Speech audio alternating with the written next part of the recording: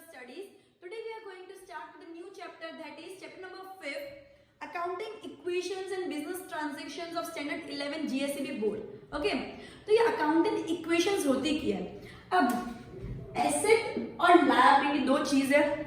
Asset side का जो total balance sheet एक चीज होती है, तुम लोगों को अभी तक इतना आया नहीं डिटेल में बैलेंस शीट होता क्या है. फाइनल अकाउंट का जो लास्ट स्टेप होता है बैलेंस शीट. ठीक है, बैलेंस शीट में क्या होता है? बैलेंस शीट, वो वर्ड का मतलब ही क्या है? बैलेंस, मतलब दोनों एक जितने होंगे, दोनों बैलेंसिंग होने चाहिए, कोई ऊपर कोई नीचे नहीं, दोनों का टोटल सेम होगा. तो इसमें ये जो साइड होती है उसको बोलते हैं लायबिलिटी कैपिटल, एंड ये वाली जो साइड होती है उसको बोलते हैं एसेट. ऐसे अकाउंट्स बनते हैं. ये तुमको बहुत लास्ट चैप्टर है, शायद लास्ट 3 जो चैप्टर है उसके अंदर फाइनल अकाउंट का चैप्टर है पार्ट 2 के अंदर, तब तुमको डिटेलिंग में आएगा. अब एक बार खाली इतना समझो कि बैलेंस शीट एक ऐसी चीज होती है जो बैलेंस होती है, मतलब जो लायबिलिटी कैपिटल साइड होता है एंड जो एसेट साइड होता है वो दोनों सेम होता है. लायबिलिटी एंड कैपिटल साइड में क्या क्या होता है? जो भी कर्जा लिया है, जो भी लायबिलिटी है अपनी, जैसे क्रेडिटर्स को पेमेंट देना बाकी है अपन को, आउटस्टैंडिंग एक्सपेंस है, फ्यूचर डेट पे अपन को कोई एक्सपेंस पे करना बाकी है, या फिर समझो कि बैंक ओवरड्राफ्ट है, मतलब बैंक से पैसे लेके रखे, वो जो बैंक को देने बाकी है, कोई लोन लेके रखा हुआ है, तो उसको बोलते हैं लायबिलिटीज. कैपिटल क्या होता है? बिजनेस में जो भी ओनर लेके आ रहा है उसको बोलते हैं कैपिटल. ड्राइंग क्या होती है? ड्राइंग मतलब जो बिजनेस में से जा रहा है, ओनर लेके जा रहा है, बिजनेस में से जो भी ओनर लेके जा रहा है पैसे या गुड्स, उसको बोलते हैं ड्राइंग. कैपिटल में से ड्राइंग को हमेशा माइनस किया जाता है, क्योंकि ओनर कितना लेके आया, समझो ओनर 50 लेके आया और 10,000 लेके जा रहा है, तो 40,000 अल्टीमेट ओनर का कैपिटल इधर पड़ गया. क्लियर? तो कैपिटल में से हमेशा ड्राइंग माइनस होता है. तो ये साइड लिखा जाता है कैपिटल, जिसमें से ड्राइंग को माइनस किया जाता है, और बाकी सब लायबिलिटीज. एंड ये से जितने भी टाइप के एसेट्स हैं, एसेट मतलब क्या होता है? जो भी बिजनेस खरीदता है बेचने के लिए नहीं, लेकिन जिससे बिजनेस अच्छा चलेगा आगे फ्यूचर में, बिजनेस चलाने के लिए जो भी चीजें लानी पड़ती है, लेकिन वो बेच नहीं सकते. बेच सकते हैं लेकिन उनका बिजनेस नहीं है वो बेचने का. अगर कोई चीज समझो एसी लाया, बेच तो सकते हैं एसी, बट एसी बेचने का ही बिजनेस नहीं है, उसको बोलते हैं एसेट. क्लियर? अब ये जो लायबिलिटी और कैपिटल का साइड का टोटल और एसेट्स पूरे का साइड का जो टोटल वो हमेशा सेम होना चाहिए, मतलब बिजनेस में जितना फायदा उतना कर्जा होना चाहिए. क्लियर? अब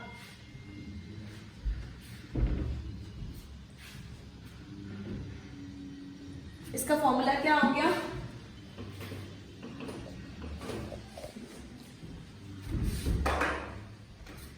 asset is equal to liability plus capital लिख सकती हूँ मैं, क्योंकि एसेट साइड का टोटल और लायबिलिटी और कैपिटल को मिला के जो टोटल होता है वो हमेशा सेम होता है. तो ये हो गई equation.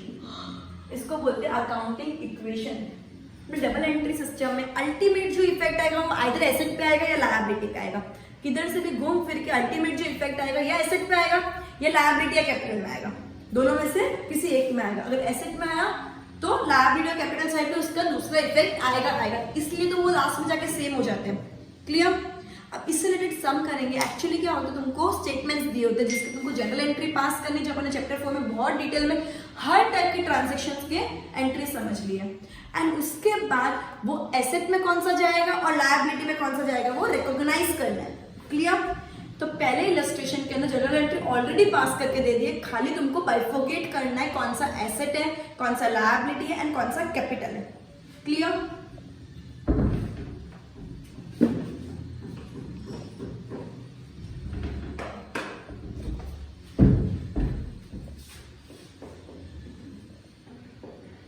Illustration first, general entries already दी थी, तुमको कैसा स्टेटमेंट बनाना है? 3 कॉलम्स बनाने हैं. Asset, liability. Journal entries are written as follows and the effect of the transaction is explained in equation form. Bought rupees 50,000 and commenced business. Business में 50,000 रुपए लाके बिजनेस शुरू किया. बिजनेस शुरू किया मतलब एंट्री क्या होगी? कैपिटल की एंट्री होगी. और पैसा आया, व्हाट कम्स इन? डेबिट. तो कैश टू कैपिटल एंट्री होगी. इसकी एंट्री क्या होगी? कैश टू कैपिटल ऑलरेडी तुमको दे दी है. अब ये एसेट है, ये लायबिलिटी, और इन लोगों के बीच में कैपिटल रखो तो अपन के बीच में कैपिटल ही रख देते. Capital and liability.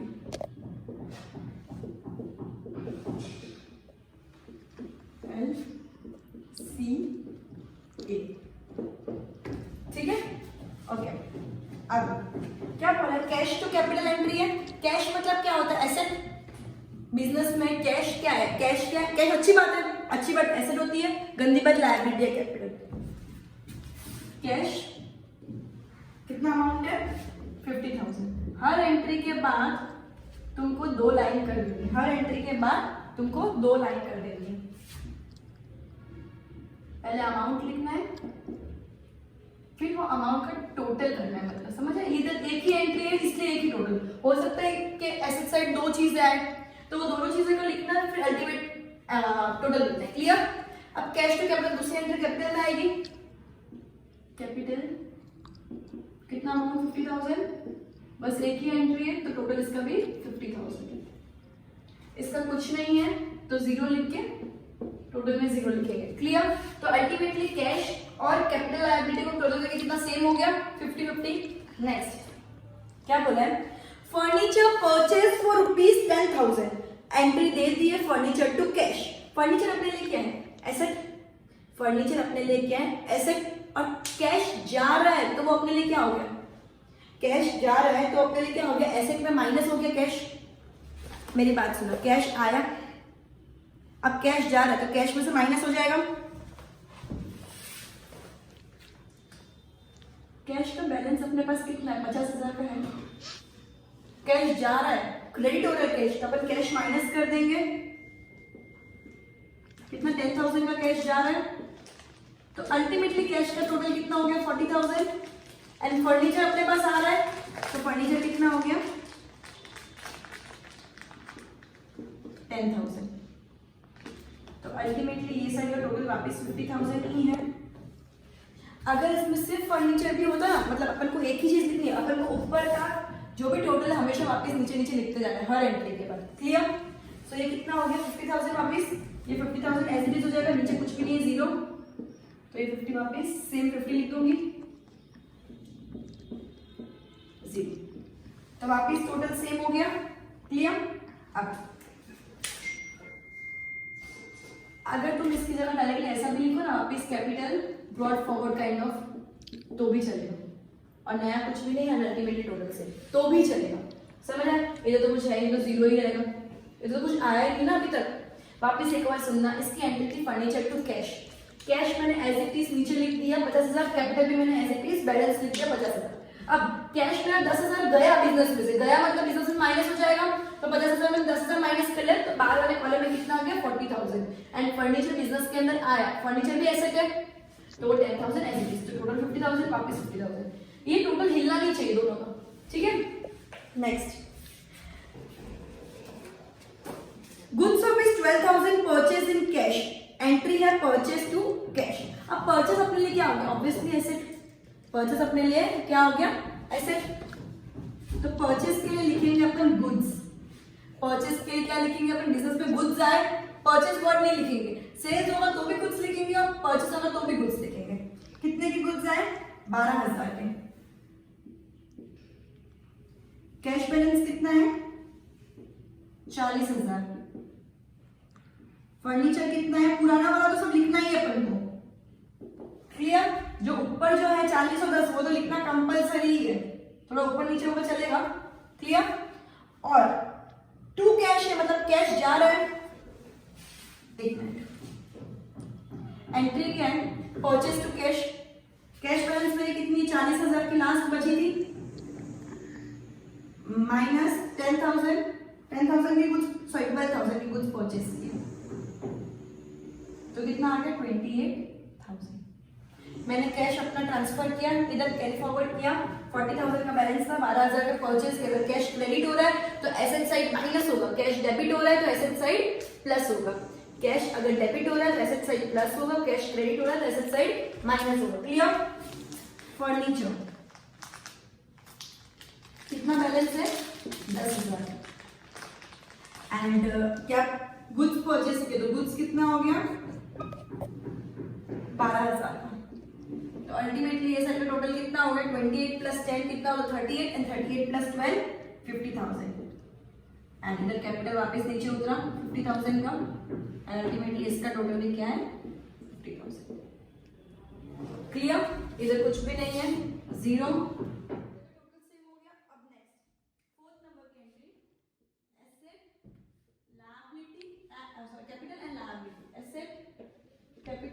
लायबिलिटी। क्या बोला है? Goods for ₹8,000 is purchase from B.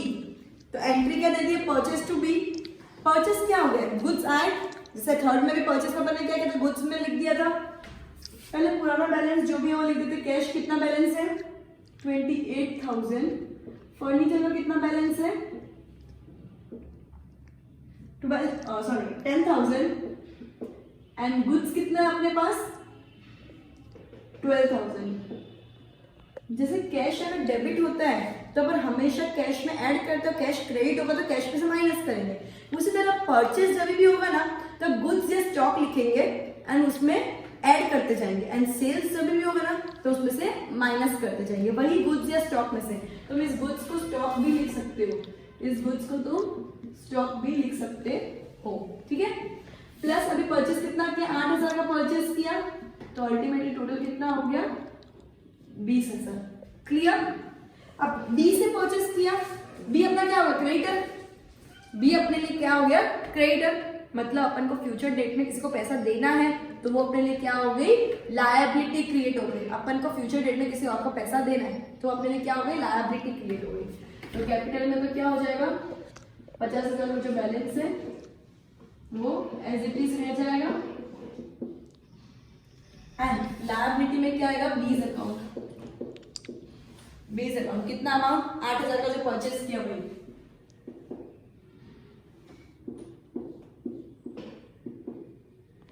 ठीक है, तो ये इसका टोटल क्या? 20 + 10 30 + 28 58,000।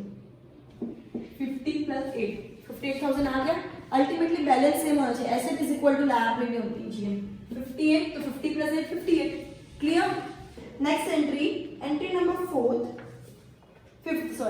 Goods of 7,000 is sold for ₹10,000 in cash. अब ये क्यों दिया है? 7,000 के गुड्स 10,000 में बेचे, एंट्री क्या? कैश टू सेल्स, अमाउंट 10,000, तो सबसे पहले कैश डेबिट हो रहा है तो कैश में मैं क्या कर दूंगी? ऐड कर दूंगी। तो कैश कितना है? 28,000 प्लस कितना कैश आया?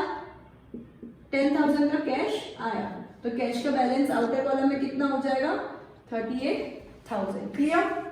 फिर क्या बोला? Cash to sales. सेल्स में मैंने क्या बोला था? गुड्स में से माइनस हो जाएगा। फर्नीचर जितना है उतना रिकॉर्ड कर देते। फर्नीचर 10,000 का है। स्टॉक कितना है? 20,000 का स्टॉक है, जिसमें से कितने का सेल हुआ? अब स्टॉक तो 7,000 में गया ना, भले उसको बेचा 10,000 में। 7,000 के गुड्स 10,000 में बेचे, 20,000 के गुड्स पे कॉस्ट प्राइस है, 7,000 कॉस्ट प्राइस है। जितने के गुड्स थे मतलब कॉस्ट प्राइस 7,000 के ही गुड्स गए, भले कितने में बेचे, पर ये 20,000 में तो 7,000 ही कम हो रहे। कभी भी स्टॉक में जो सेल्स की वैल्यू माइनस करते हैं उसकी कॉस्ट प्राइस माइनस करेंगे, सेल्स वैल्यू नहीं, बिकॉज ये 20,000 की कॉस्ट प्राइस पे रिकॉर्डेड है। क्लियर? सो इसमें से माइनस करें कितना आ गया? 13,000। अब तो ये क्या हो गया? 13,000 हो गया। अब जब भी कोई गुड्स बेचने में प्रॉफिट होता है, जब भी कुछ गुड्स बेचने में प्रॉफिट होता है वो हमेशा क्या हो जाएगा? कैपिटल में ऐड होता है। Profit on sales is always add on capital. अगर लॉस होगा तो कैपिटल में से माइनस होगा। कभी भी प्रॉफिट अगर सेल्स पे मिल रहा है तो कैपिटल में ऐड होगा। अगर लॉस ऑन सेल, सिर्फ सेल का, ठीक है, capital 50,000 plus profit on sale कितना है? 3,000 का प्रॉफिट हुआ। प्रॉफिट ऑन सेल कितना हुआ? 7,000 के गुड्स अगर 10,000 में बेचे तो प्रॉफिट कितना हुआ? सिर्फ 3,000 का, तो ये कितना हो गया? 53,000। क्लियर? 53,000। अब लायबिलिटी का जो बैलेंस था वो एज इट इज लिख देंगे। कितना था? 8,000। सो टोटल कितना है?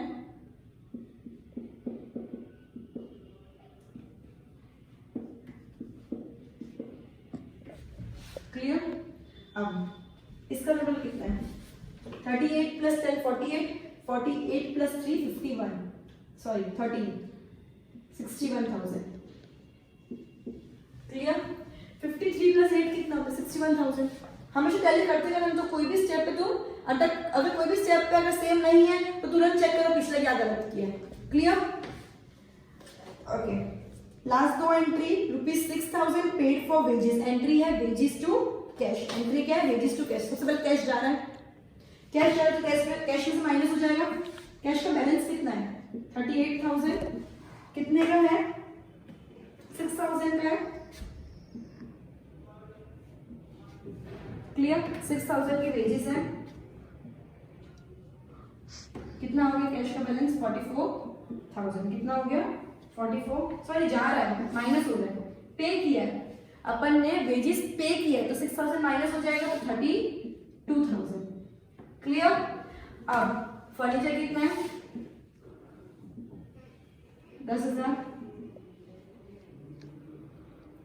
स्टॉक कितना है 13,000, क्लियर। अब जो भी वेजेस जो भी एक्सपेंस होंगे वो हमेशा क्या हो जाएंगे कैपिटल में ऐड हो जाएंगे, जो भी एक्सपेंस होंगे वो कैपिटल में ऐड हो जाएंगे। In short profit and loss में जितनी भी चीजें सब कैपिटल में एडलेस होगी, क्लियर। तो कितना है 53,000 का बैलेंस है,